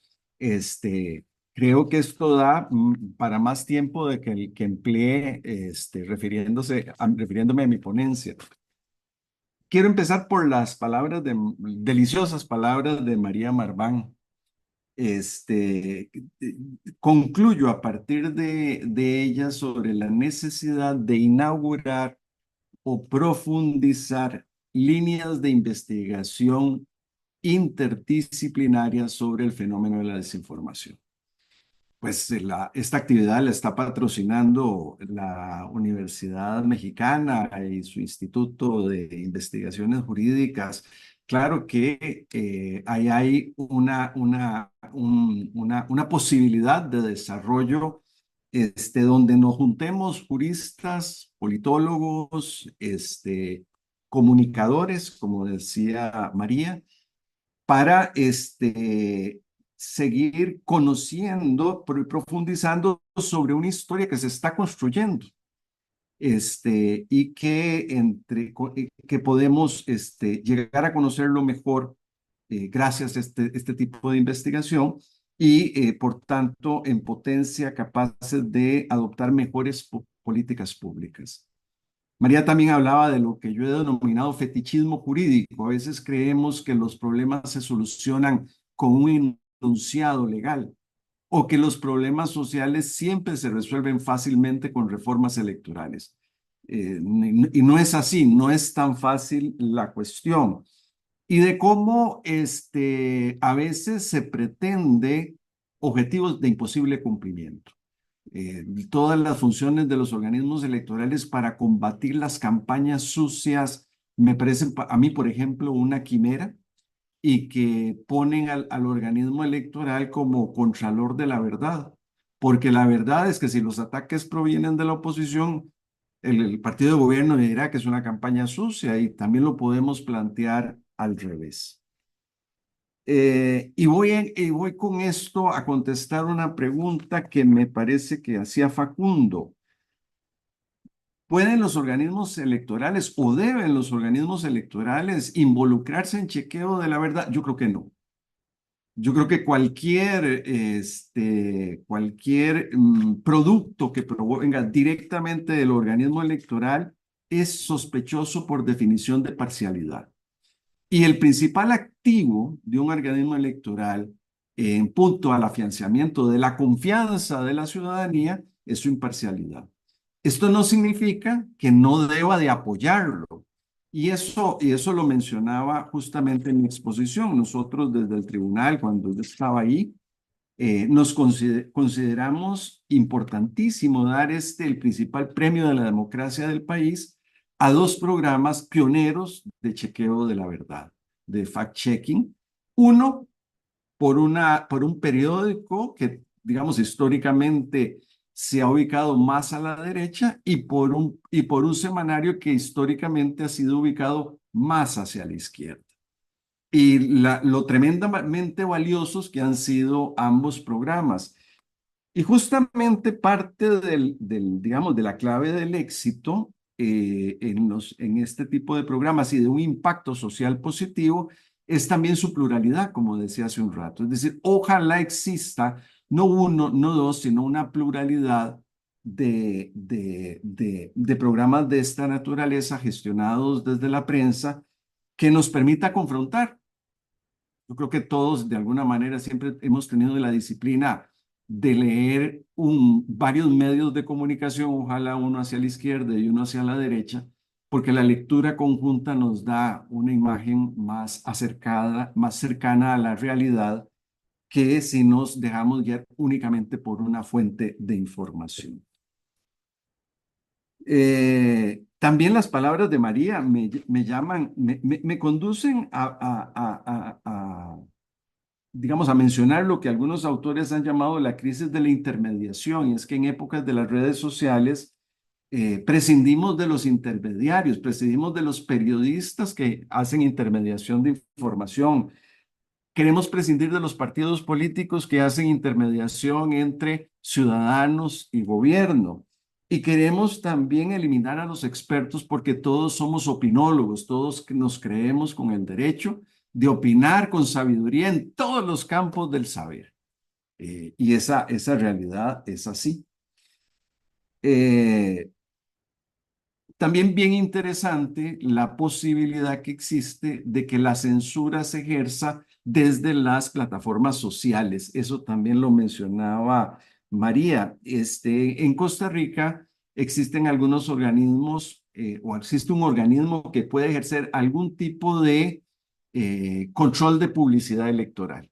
Publicidad en general, pero que abarca publicidad electoral. Igual los medios hacen control de propaganda en la medida en que son responsables solidaria o subsidiariamente de cualquier información que perjudique el honor o la reputación de terceros y por tanto también hacen censura. La solución que dio la justicia electoral, al menos costarricense, es entender que cualquier instancia pública o privada que haga control del pensamiento político, sus decisiones son recurribles ante la justicia electoral. Es una nueva, digamos, un nuevo campo de actividad jurisdiccional en el cual el tribunal inauguró por vía pretoriana, por vía de su interpretación, porque también es importante proteger a aquellos que son objeto de acallamiento bajo el alegato de que se está difundiendo información falsa. Es decir, también hay que preocuparse por esa arista del problema. Víctor, Ciudadanía Digital Responsable fue un producto que se elaboró pensando que llegara a la mayor cantidad de personas. Se trató de no utilizar un lenguaje barroco complicado, un abogañol, como decía María, me encanta ese término, sino, digamos, que fuera lo suficientemente claro y didáctico para que todos, hasta el costarricense más humilde, pudiera aprender algo.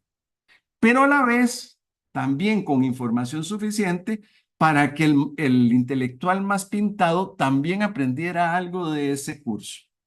Y creo que nos quedó un producto muy depurado, muy bonito, ya fue objeto de, digamos, de una mejoría importante para su lanzamiento en las elecciones municipales recién concluidas. Los invito a verlo, es un curso gratuito que está en línea ahora en época no electoral y que puede dar ideas para desarrollarlo desde la academia o desde otros organismos electorales. Populismo en Costa Rica. Bueno, es que yo creo que hay un fantasma que recorre en Europa y no solo Europa, sino el mundo entero, y no es el comunismo como arranca el manifiesto, sino que ese fantasma que recorre el mundo es el populismo. Y esa amenaza está presente en todos los países, en todas las realidades políticas.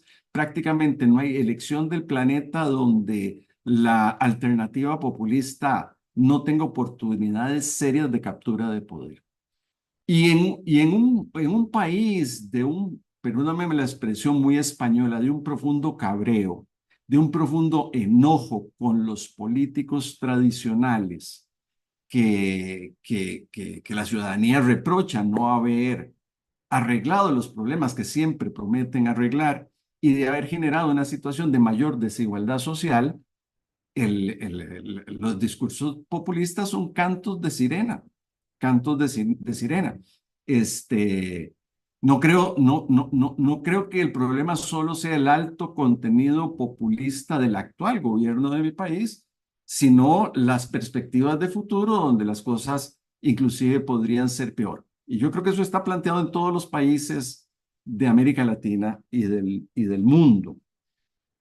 Me encanta lo que menciona Facundo, es un tema difícil porque no es lo mismo que estudiar a los antiguos egipcios, que es una cuestión ya concluida que podemos abordar como algo terminado, sino que la desinformación es una historia en construcción y que muta y que cambia y que se diversifica. yo creo que hay muchos estudios en ciencia política pioneros e importantes e interesantes. En cambio, desde la perspectiva jurídica, los hay muy pocos. Y por eso, si mi ponencia tiene algún valor, es justamente por ser un estudio pionero en una perspectiva jurídica, que ojalá que sea, digamos, que sea un surco que sea profundizado con el tiempo. Así como no veo a los organismos electorales gestionando fact-checking, sí los veo como factores claves en la educación cívica. Y de hecho, yo creo que hay un convencimiento en América Latina, en sus organismos electorales, en el sentido de que deben de tener un peso mayor o menor, pero siempre un peso decisivo en este tipo, digamos, de esfuerzos pedagógicos para darle sostenibilidad a la democracia con una cultura democrática de trasfondo.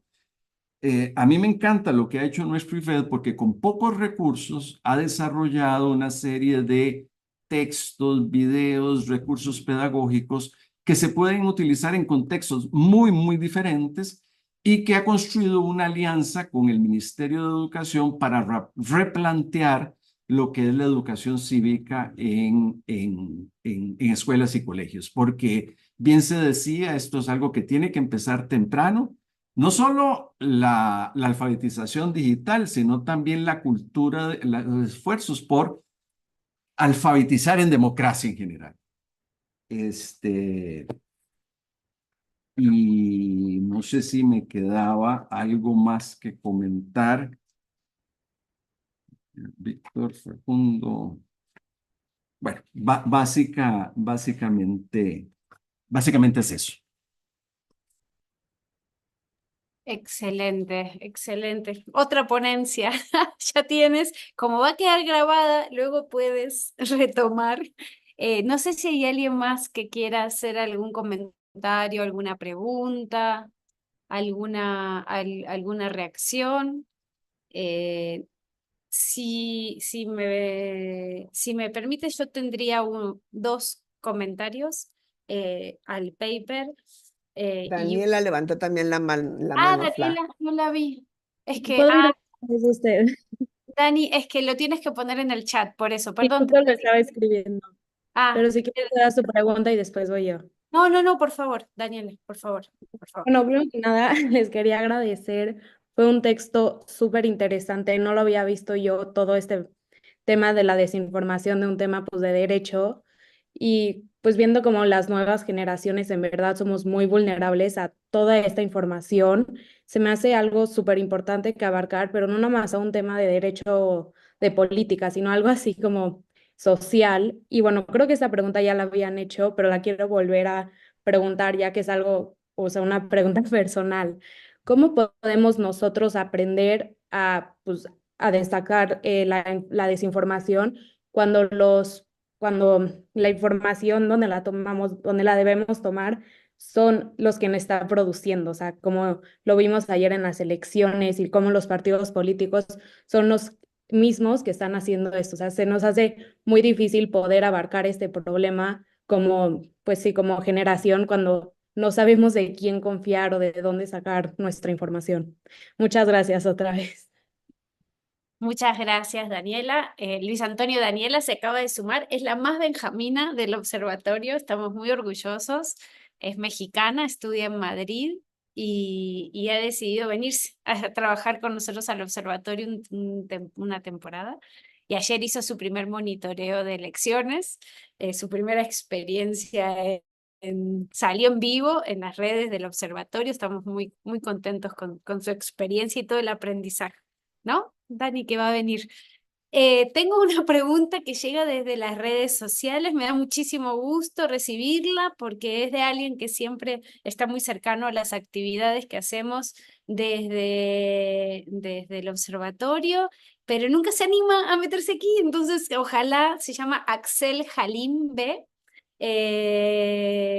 Voy a leerte, Luis Antonio, la pregunta que hace, que dice: ¿de qué manera se puede ponderar una noticia que puede ser verdadera durante los tiempos electorales. Por ejemplo, en el caso de temas de corrupción, desvío de recursos públicos, fiscalizaciones irregulares, etc., publicados en los mismos periódicos de renombre nacional o en las principales cadenas de televisión y no solo en los medios electrónicos. O sea, no está hablando de redes sociales, sino de prensa, ¿no?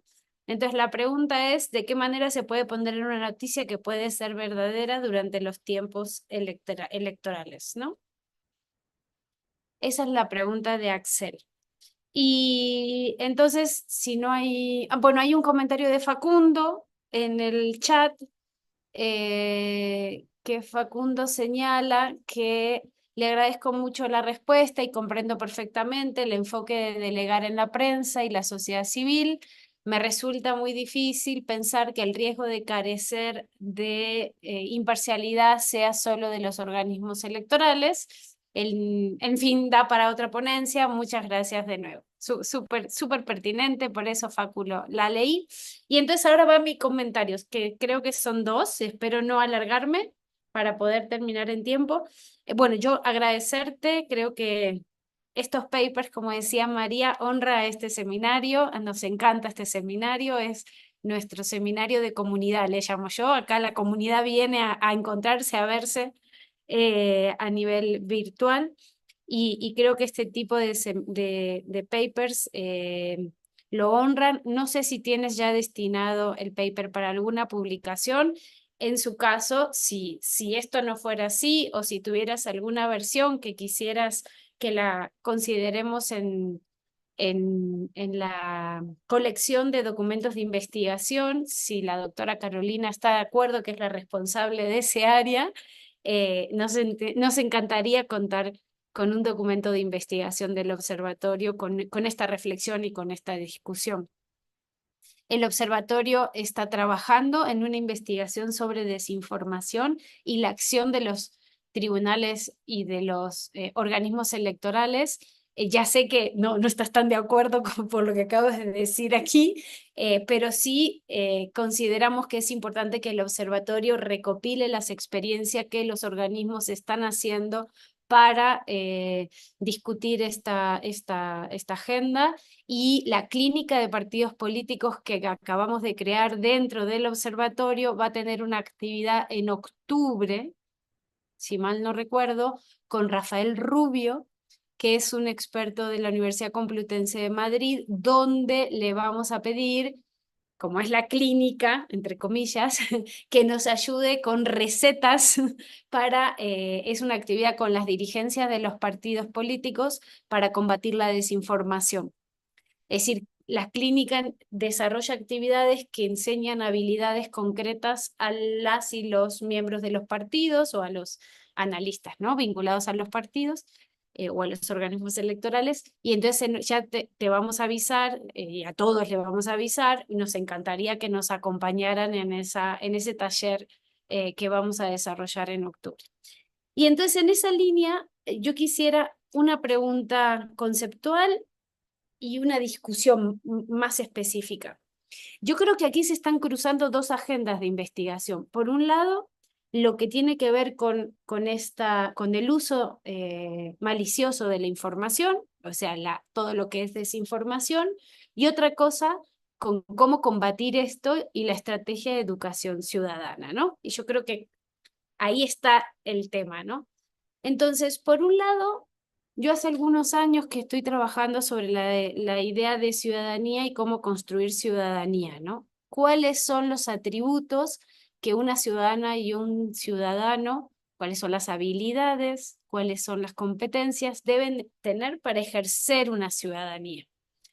Este observatorio está construido sobre esa base, ¿no? Un poco Bolonia y la educación superior europea, que está centrada en habilidades y competencias, y trabajamos con todas y todos en ciertas habilidades que creemos que hay que cumplir. Yo lo que me pregunto es, ¿cuál deberían ser las habilidades y competencias que un ciudadano, que la ciudadanía digital, como la has denominado, debería tener? O que la ciudadanía en general debería tener, siendo lo digital solo un espacio de manifestación de la ciudadanía.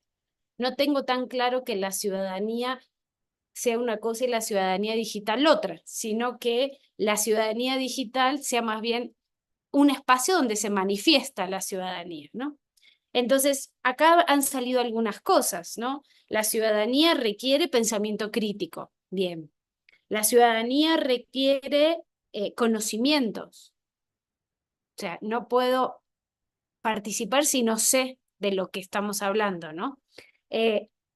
Habilidades digitales para esa alfabetización digital. Bueno, mi pregunta, Antonio, si has pensado en esto y cuáles tú crees que deberían ser las habilidades y competencias que deberíamos pensar, porque María se va a reír de mí, pues ya le veo la cara, porque, claro, no podemos, o sea, yo creo que un error de la educación cívica es que tenemos un paradigma idealista del ciudadano decimonónico y queremos reproducir eso.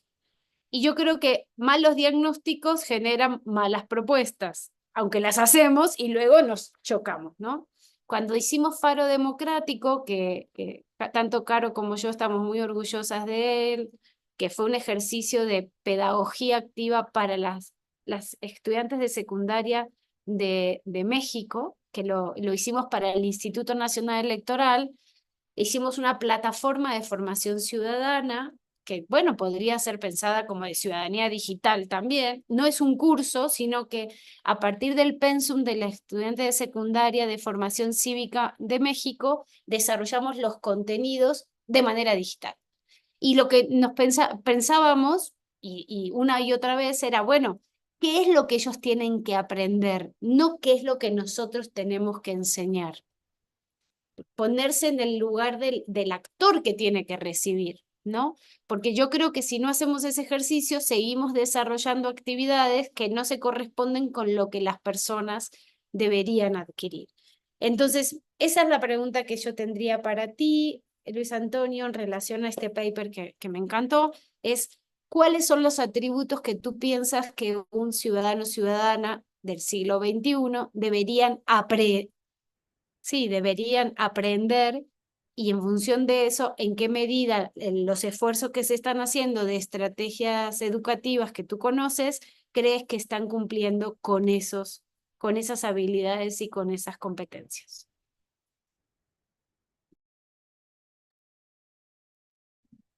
Muchas gracias tanto a Daniela, a Axel, a Facundo y a la propia Flavia por las consultas y comentarios.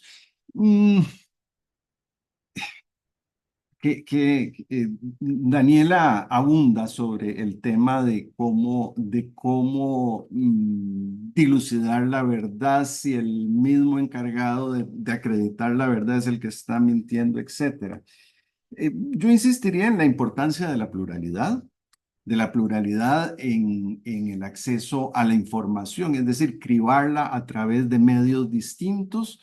Todos estamos muy claros cuáles son medios serios y cuáles son medios que no lo son, tratar de recurrir a fuentes reconocidas y la dificultad de hacerlo en proceso electoral, donde además el asunto demanda de una decisión electoral de uno a partir de una serie de informaciones, algunas son falsas, algunas parten de acusaciones no demostradas en juicio, que el solo hecho de lanzarlas, aunque no estén acreditadas judicialmente, suelen causar y causan daño a aspiraciones electorales, aunque 10 años después o 3 años después se demuestren como falsas.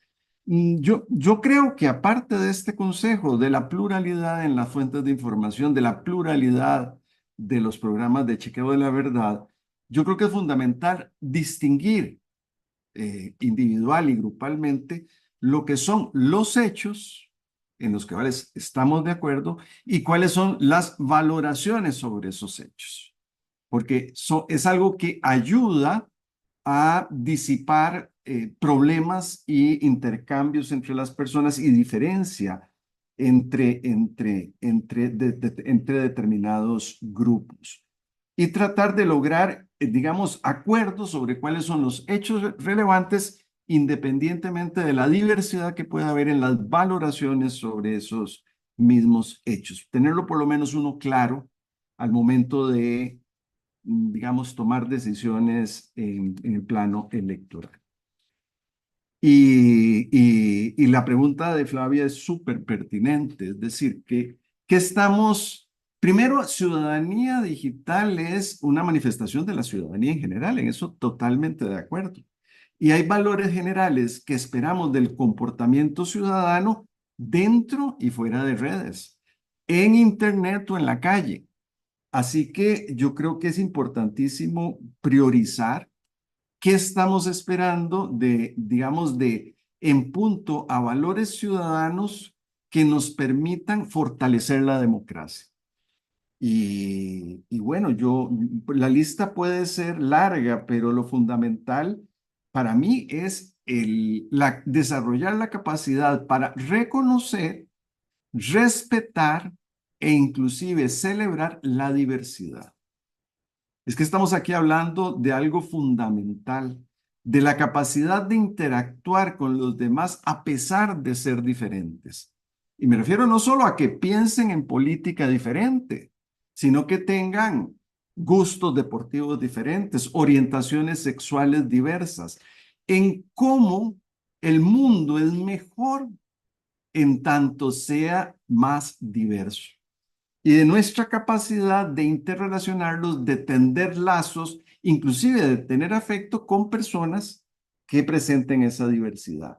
Creo que el desarrollo de habilidades en el diálogo son fundamentales.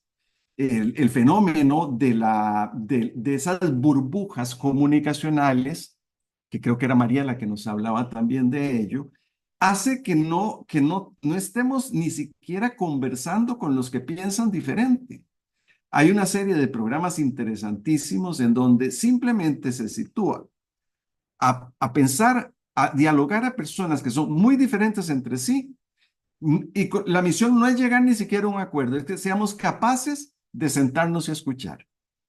El desarrollo de esas habilidades en un mundo además donde las redes sociales distorsionan la comunicación ordinaria con una pluralidad y una diversidad de personas, yo creo que es tremendamente valioso para desarrollar ciudadanos serios y ciudadanos que ejerzan adecuadamente su oficio.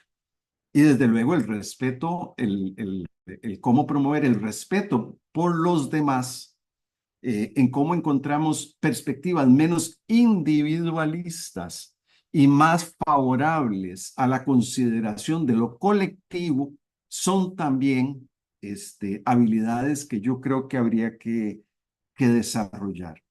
Y cuando hablamos de formación en democracia, no se trata de formación teórica, no se trata de ir a la escuela a que los estudiantes memoricen definiciones para responder en un examen, no. Es la capacidad de interiorizarlos y poder aplicarlos en nuestra cotidianidad. Hay otras organizaciones que están desarrollando la aplicación práctica de este tipo de valores en las situaciones de conflicto interno en las instituciones educativas.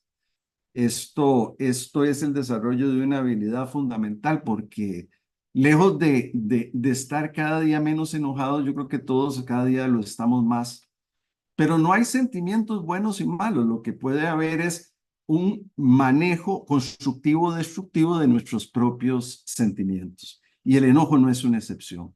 Yo no sé si te ayuda de algo esta pequeña reflexión, Flavia, sobre lo que yo considero sobre el particular. Estupendo, excelente. Pues yo creo que en honor al tiempo y al respeto a todas y todos, lo vamos a cerrar aquí. Antes que Víctor se enfade conmigo, voy a poner en vista de galería, les voy a poner a todos, si pueden encender sus cámaras, porque siempre queremos tener un recuerdo de nuestro espacio. Y mi querido Víctor, tienes el honor, como siempre, de tomar la imagen en donde Víctor sale muy bien y todos los demás miramos para cualquier... Me dicen a mí. No, claro que no. Voy a tratar de que todos salgamos muy bien. Todos tenemos que salir bonitos, Víctor. Eso sí. ¿Estamos? Bueno, a la cuenta de 3. Muy bien. 1, 2, 3. Listo. Estupendo. Pues muchísimas gracias a Perfecto. todas, todos y todes. Gracias a quienes están conectados en el YouTube del Instituto de Investigaciones Jurídicas. Gracias, Grisel. Gracias, Lucía, por acompañarnos. Gracias a todos los demás por este debate tan interesantísimo. Y ya no tenemos más este semestre sesiones del seminario. El próximo ya va a ser en septiembre, entonces les mandaremos la información y ojalá nos puedan acompañar. Gracias, mi querido amigo Luis Antonio Sobrado, es un honor, como siempre. Ya llevamos más de 20 años de amistad y eso se lleva en el corazón siempre. Muchísimas gracias a todas, todos y todes.